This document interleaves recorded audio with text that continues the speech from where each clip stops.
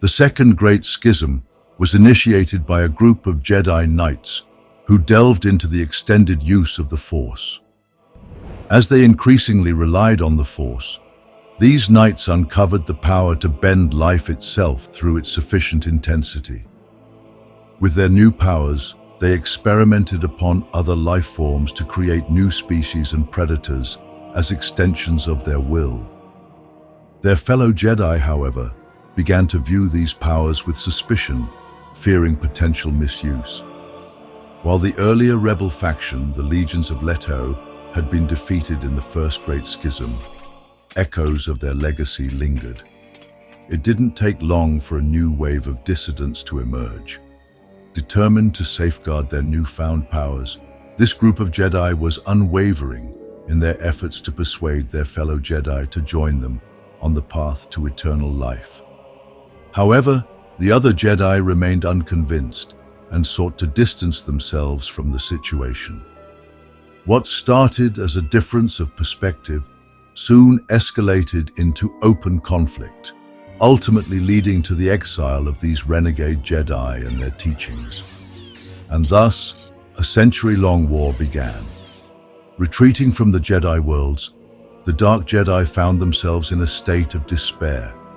Despite being outnumbered and seemingly devoid of winning strategies, they firmly refused to surrender. Instead, they united their resources to create the most fearsome army of dark side abomination ever seen. Among their ranks was a Dark Jedi named Sorzus Sin, the creator of the fearsome Leviathans. These creatures played a crucial role in breaching Jedi defenses on Balmorra, and Sorzus Sin endowed them with the power to consume spirits and store life energies within skin blisters. However, despite their determination, the combined efforts of the Jedi consistently pushed the Dark Jedi back. Their final stand took place on the planet Korbos.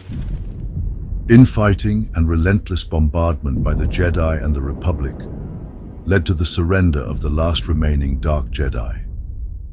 Their punishment for high treason was to be banished into uncharted space. Yet their journey into the unknown was not without direction.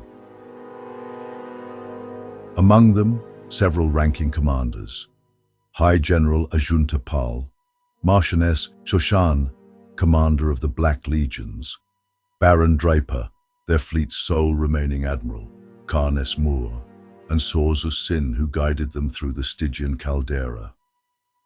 At the time, navigators had not charted any true routes into Sith space and relied on blind jumps. Other less distinguished Dark Jedi were prominent within their company, only because they had not perished in the war. The Exiles eventually arrived on Korriban, the birthplace of the Sith Purebloods, and a place where many returned in death. The native Sith greeted them, though they were not initially revered as gods. It took weeks for the Exiles to comprehend the intricacies of Sith culture, subvert it, and ultimately overthrow the reigning king, Hakagram Graush. The king's shadow hand conspired with the new arrivals and betrayed his liege to the Dark Jedi. Ajunta Pal, the leader of the Dark Jedi, personally executed Graush and claimed the throne as the blood heir to the ancestral King Adas. The Sith priests known as the Kisai worshipped the Dark Jedi as demigods and held Ajunta Pal in particular regard, considering him the embodiment of Typhogem, the left-handed god. Following these events, the Dark Jedi undertook the task of identifying the looping hyperspace lanes within the Stygian caldera, which connected the planets of the Sith Empire. The Nacha Belfia route linked Ziost, Kar Delba, Relg, Kryus, and Korriban, all of which held great significance to the Sith. Ziost had served as the throne world of the Sith Purebloods since ancient times. It was here that Ajunta Pal and his shadow hands established their palaces to rule as Sith lords. However, not all of the Exiles were content with ruling the Sith and consolidating their strength.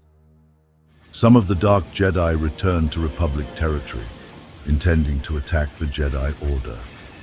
They believed they possessed the power to vanquish the Jedi and assume control. But their premature actions only served to alert the Republic and its defenders to the existence of surviving exiles in uncharted space.